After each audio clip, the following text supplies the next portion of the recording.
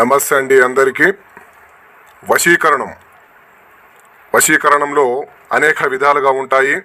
అందులో 3 విధాలుగా ఉండేది అత్యంత ప్రాధాన్యం.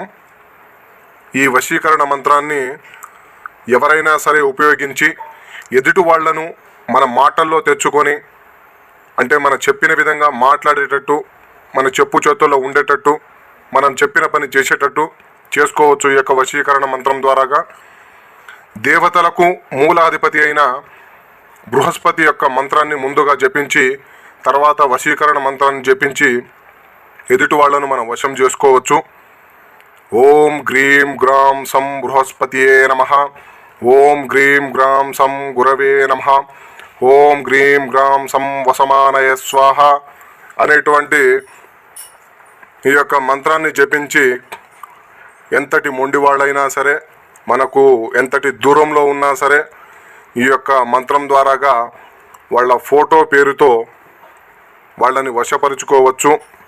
అలాగే వశీకరణ మంత్రాన్ని ఉపయోగించేటప్పుడు కొంచెం శ్రద్ధ వహించాలి. అలాగే దీనికి కొన్ని నియమ నిబంధనలు ఉంటాయి, వాటిని అనుసరించి ఈ యొక్క వశీకరణ మంత్రం ఉపయోగించవచ్చు. అలాగే మా యొక్క ఛానల్ చూస్తున్నట్లయితే వెంటనే సబ్స్క్రైబ్ చేయండి. వీడియో నచ్చినట్లయితే లైక్ చేయండి.